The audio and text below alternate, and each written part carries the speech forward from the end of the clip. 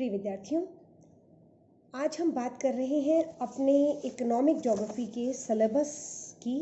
आप लोगों को मैं बहुत कुछ पढ़ा चुकी हूँ, जो जितनी क्लासेस हो पाई उसके पहले जो यूट्यूब पे वीडियोस डाले गए हैं उनसे मैंने आपको बहुत सारा मटेरियल दे दिया है। बहुत सारे लगभग सभी टॉपिक्स को हम डिस्कस कर चुके हैं और रिमेनिंग जो थे उनके मटेरियल आपको दिए जा चुके हैं।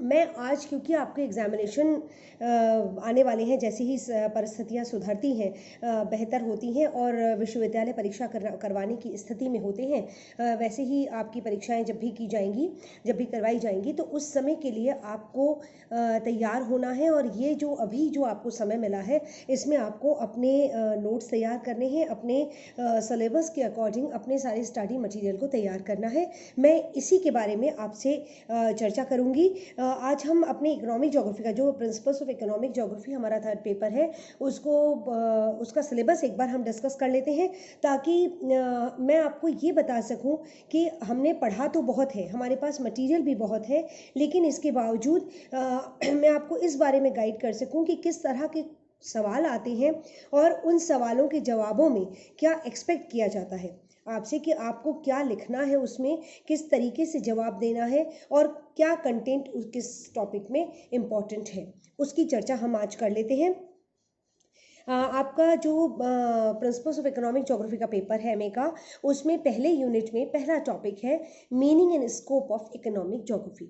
हम इसको अच्छे से विस्तार से डिस्कस कर चुके हैं कि भूगोल की परिभाषा क्या है और उसके बाद आर्थिक भूगोल की परिभाषा क्या है, आर्थिक भूगोल का क्षेत्र क्या है, उसके विषय में क्या क्या सम्मिलित किया जाता है, इस सब की चर्चा हम कर चुके हैं। मानव पर्यावरण संबंधों के आधार पर जो इकोनॉमिक डेवलपमेंट हुआ है, बेसिकली उसके पृथ्वी पर वितरण के अध्ययन को हम इकोनॉमिक ज्योग्राफी कहते हैं।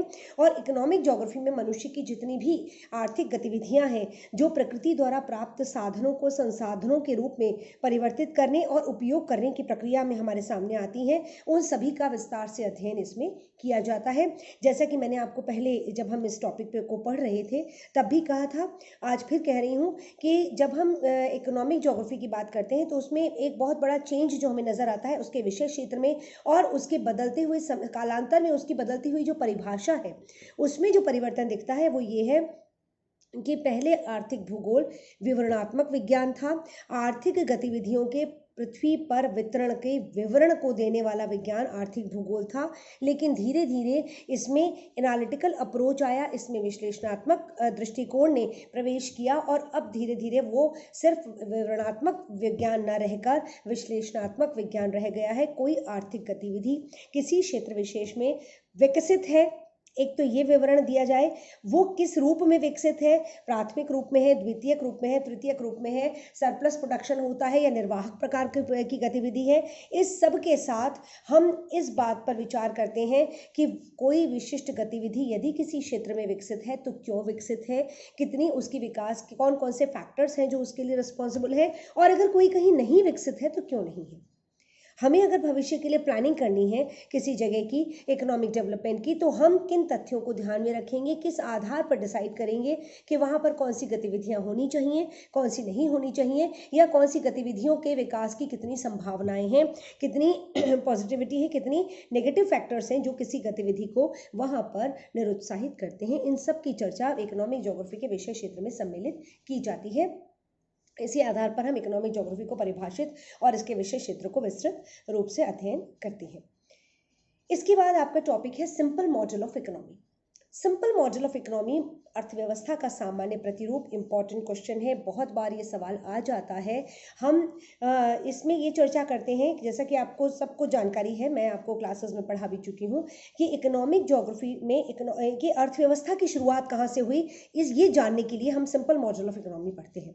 अर्थव्यवस्था कैसे बनती है, उसमें आगे बहुत सारी जटिलताएं आती हैं, स्थान विशेष के आधार पर, समय विशेष के आधार पर, तकनीकी के स्तर के आधार पर, लेकिन एक प्राइमरी प्राथमिक प्रकार से सामान्य प्रकार से अर्थव्यवस्था कैसे डेवलप होती है, ये सिंपल मॉडल ऑफ इकोनॉमी बताता है कि कैसे उपभोक्ता से डिमांड जनरेट होती है, डिमांड जनरेट होने के बाद वो डिमांड कैसे प्रोड्यूसर तक जाती है, प्रोड्यूसर की क्या रिक्वायरमेंट्स होती हैं, वो जहाँ से उसकी ज़रूरतें पूरी होती हैं उस उत्पादन के लिए, उन ज़रूरतों को पूरा करने के लिए वो सूचना भेजता है, और उसके बाद उन ज़रूरतों को पूरा करने के लिए जो रॉ मटेरियल चाहिए होता है वो रॉ मटेरियल ओनर्स तक सूचना जाती है, और उसके बाद ये समस्त प्रक्रिया संपन्न होते होते इसमें मुद्रा का आदान प्रदान होता है, इसमें प्रशासन और सरकार राज्य भी अपनी भूमिका निभाता है, और एक सर्क्युलर रूप से, चक्राकार रूप से ये प्रक्रिया संपादित होती है और अर्थव्यवस्था का विकास होता है, या ये कहना चाहिए कि अर्थव्यवस्था का एक फ्रेम बनता है। इसकी चर्चा हम विस्तार से कर चुके हैं। जो कंज्यूमर है वही रिसोर्स ओनर है, लेकिन कहाँ वो उपभोक्ता के रूप में अपनी भूमिका निभाता है, कहाँ वो रिसोर्सेज के ओनर के रूप में अपनी भूमिका निभाता है, ये चर्चा हम विस्तार से कर चुके हैं। इस प्रकार से इनके संबंधों के आधार पर किस तरीके से इकोनॉमी डेवलप होती है किसी क्षेत्र विशेष में, उसकी चर्चा इसमें की जाएगी। फिर है environmental relations of economy. Environment से इकोनॉमी का क्या रिलेशन है, इकोनॉमी एनवायरनमेंट से कितनी प्रभावित होती है और एनवायरनमेंट को कितना प्रभावित करती है, ये सारी चर्चा इस विषय के अंतर्गत आनी चाहिए। ये बहुत बड़ा सवाल है इकोनॉमिक डेवलपमेंट की प्रक्रिया में वैज्ञानिकों के सामने। 1970 के दशक से ये सवाल और ज़्यादा प्रमुख हो गया, मुखर हो गया, जब ये पाया गया कि अर्थव्यवस्थाएं जो आर्थिक डेवलपमेंट की राह पर चल रही हैं उनसे पर्यावरण पर भी दुष्प्रभाव पड़ रहा है। और जब ये तथ्य सामने आया तो इस बात पर विचार किया जाना ज़रूरी हो गया कि क्या हमें विकास करना है या उस विकास को रोक देना है, और अगर करना है तो किन टर्म्स एंड कंडीशंस पर करना है। हमें वो विकास जो है वो सतत विकास के रूप में करना ज़रूरी है, सस्टेनेबल डेवलपमेंट के रूप में करना ज़रूरी है, जहाँ रिसोर्सेज का संरक्षण भी हो। एनवायरमेंटल रिलेशंस ऑफ इकोनॉमी में हम एनवायरनमेंट और इकोनॉमी इन दोनों के वाइस वर्सा एक दूसरे पर पड़ने वाले प्रभाव, एक दूसरे के साथ संबंध का अध्ययन करते हैं। Classification of the economies of the world, primary, secondary and tertiary.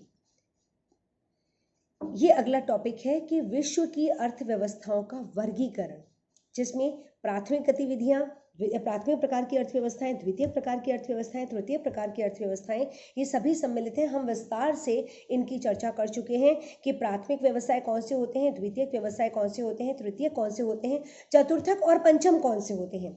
अब इन व्यवसायों के आधार पर अर्थव्यवस्थाओं को भी हम वर्गीकृत कर सकते हैं। इन व्यवसायों की मुखरता के आधार पर, इनकी प्रधानता के आधार पर अर्थव्यवस्थाओं को वर्गीकृत किया जा सकता है, और उन अर्थव्यवस्थाओं के वर्गीकरण के आधार पर आगे हम विकास के पैमाने निर्धारित कर सकते हैं। अगला जैसा कि आपका टॉपिक है, theories, concepts and models of development, developed, developing and under developed economies.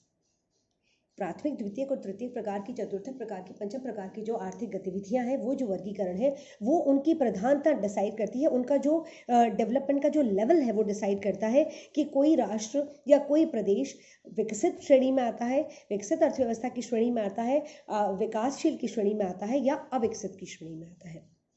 हम उस आधार पर डिसाइड करते हैं, और ये डिसाइड करने का कारण ये है कि हम समस्त विश्व परिदृश्य का अध्ययन कर सकें, विश्लेषण कर सकें। अगर कहीं विकास है, विकसित अर्थव्यवस्था है, तो क्यों है, विकासशील है तो वो किस पथ पर अग्रसर है, कौन से ऐसे सेक्टर्स ऑफ इकोनॉमी हैं जो कि उसको विकसित जो प्रदेश हैं उनकी कतार में लाकर खड़ा कर सकते हैं, और जो अविकसित है उनके अविकसित होने के क्या कारण हैं, क्या पर्यावरणीय कारण है, क्या राजनीतिक कारण है, या आर्थिक कारण है, कौन से ऐसे कारण हैं। क्योंकि खाली आर्थिक कारण, खाली अगर रिसोर्सेज नहीं है, ये एक रीज़न हो सकता है, लेकिन सिर्फ ये रीज़न नहीं हो सकता।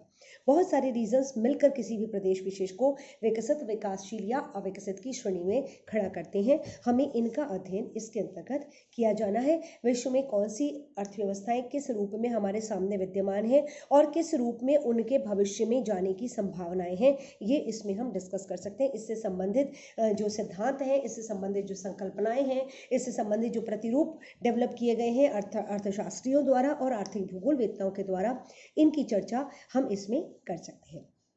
यूनिट सेकंड जो है वो आपका एग्रीकल्चर टाइपोलॉजी का है। यूनिट सेकंड बेसिकली आपके कृषि के प्रकारों पर निर्भर है, सिर्फ कृषि के प्रकार इसमें है। कृषि जो है वो हमारी प्राथमिक गतिविधि है, ये सच है, लेकिन कृषि भी धीरे धीरे द्वितीय व्यवसाय की ओर अग्रसर हो गई जब इसने व्यावसायिक स्वरूप धारण कर लिया। मैंने आपको विस्तार से इसका क्लासिफिकेशन पढ़ाया है कि कृषि पहले निर्वाहक प्रकार की होती थी। नदी घाटियों के निकट जो नदी घाटियों में जो सभ्यताओं का विकास हुआ है या सभ्यताओं का प्रादुर्भाव हुआ है समस्त विश्व में, उसका कारण ही ये है कि नदी घाटियों का क्षेत्र कृषि के लिए सर्वोपयुक्त क्षेत्र है और मनुष्य ने सबसे पहले उस क्षेत्र में खेती करना शुरू किया था। उन उपजाऊ मैदानों का उपयोग फसल उत्पादन के लिए किया था। हाँ, ये सच है कि वो फसल उत्पादन पहले सिर्फ मनुष्य के निर्वाह के लिए होता था। धीरे धीरे उसके स्वरूप में परिवर्तन आया। विज्ञान और तकनीक के विकास के साथ साथ कृषि के प्रकार भी बदले, कृषि में प्रयुक्त होने वाली तकनीकें बदली, कृषि में प्रयुक्त होने वाले उपकरण बदले और धीरे धीरे कृषि ने व्यावसायिक स्वरूप ले लिया। हम वस्तु प्रवाह, वस्तु विनिमय से वस्तु प्रवाह के दौर में प्रवेश किए, जहां एक और वस्तु विनिमय के द्वारा हम अपनी आवश्यकताओं की पूर्ति करते थे। धीरे धीरे वस्तु प्रवाह, व्यापार, और हम यहां तक पहुंच गए कि समस्त विश्व की आवश्यकताएं समस्त विश्व के द्वारा पूरी की जा सके। जिस क्षेत्र में जो नहीं है वो दूसरे क्षेत्र में, वो वहाँ पर सरप्लस उत्पादित कर और दूसरे क्षेत्र में प्रवाहित किया जा सके। हम अर्थव्यवस्था के उस स्तर पर पहुँचे। ये जो कृषि के विभिन्न प्रकार हैं उनके द्वारा भी काफ़ी हद तक संभव हुआ। हाँ, कृषि के प्रकार एक तो ये है कि हमने निर्वाहक से व्यापारिक की ओर उन्मुख हुए हम। दूसरा ये है कि समस्त विश्व की जो भी जलवायु प्रकार है, जो भी प्राकृतिक वनस्पति के क्षेत्र हैं, उन सबको ध्यान में रखते हुए, खासकर जलवायु को ध्यान में रखते हुए, हमने इस बात को समझा, जाना, विश्लेषित किया कि विश्व के किस क्षेत्र में किस प्रकार की कृषि अधिक प्रमुखता से, अधिक उत्पादन के साथ, अधिक एफिशिएंसी के साथ की जा सकती है और उस उत्पाद का किस प्रकार से किस किस रूप में उपयोग किया जा सकता है। हम सिर्फ खाद्यान्नों तक सीमित नहीं रहे, हमने पेय पदार्थों की जो फसलें हैं उनका उत्पादन किया, हमने कैश क्रॉप्स का उत्पादन किया। जब इंडस्ट्रियलाइजेशन हमने किया तो हमने देखा कि एग्रो बेस्ड इंडस्ट्रीज भी हैं।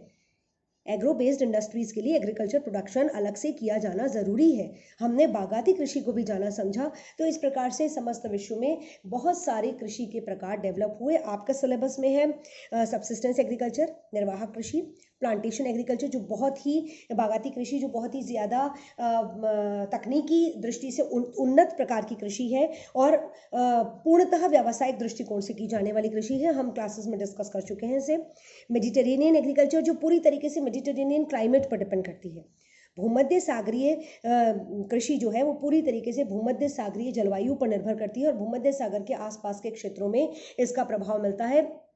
भूमध्य सागर के आसपास के क्षेत्रों में सर्वाधिक मिलती है। इसके अलावा विश्व के अन्य क्षेत्र भी ऐसे हैं, चाहे जो ऑस्ट्रेलिया के निकटवर्ती क्षेत्र हो या कैलिफोर्निया की तरफ का क्षेत्र हो, जहां पर भूमध्य सागरीय प्रकार की जलवायु मिलती है, वहां पर भी ये कृषि विद्यमान है। और खासकर विश्व का जो सबसे बड़ा रसीले पदार्थों का जो उत्पादन क्षेत्र है वो भूमध्य सागरीय कृषि क्षेत्र है। विश्व की पूरी वाइन इंडस्ट्री जो है वो इस पर निर्भर करती है। विश्व की अर्थव्यवस्था का बहुत बड़ा, और खासकर यूरोपियन देशों की, जो पश्चिमी यूरोपीय देश हैं, उनकी अर्थव्यवस्था का तो बहुत बड़ा संबल भूमध्य सागरीय कृषि है। तो इसकी चर्चा हम इसमें करते हैं। मिक्स्ड फार्मिंग, जहां हम कृषि और पशुपालन को साथ लेकर चलते हैं, दैट इज मिक्स्ड फार्मिंग। इस मिश्रित प्रकार की कृषि का भी विश्व के जो उष्णकटिबंधीय क्षेत्र हैं और समशीतोष्णकटिबंधीय क्षेत्र हैं उन सब में इसकी प्रमुखता मिलती है। कमर्शियल ग्रेन फार्मिंग, स्पेशली खाद्यान्न जब व्यावसायिक कारणों से, व्यावसायिक दृष्टिकोण से उत्पन्न किया जाए और उसको व्यावसायिक दृष्टिकोण से ही वितरित करने के लिए उसका उत्पादन किया जाए, उसको व्यापार का प्रमुख हिस्सा बनाया जाए, ये व्यावसायिक खाद्यान्न उत्पादन है जो कि विश्व के की जो गेहूं की पेटी और मक्का की पेटी और चावल की पेटी इनमें होता है।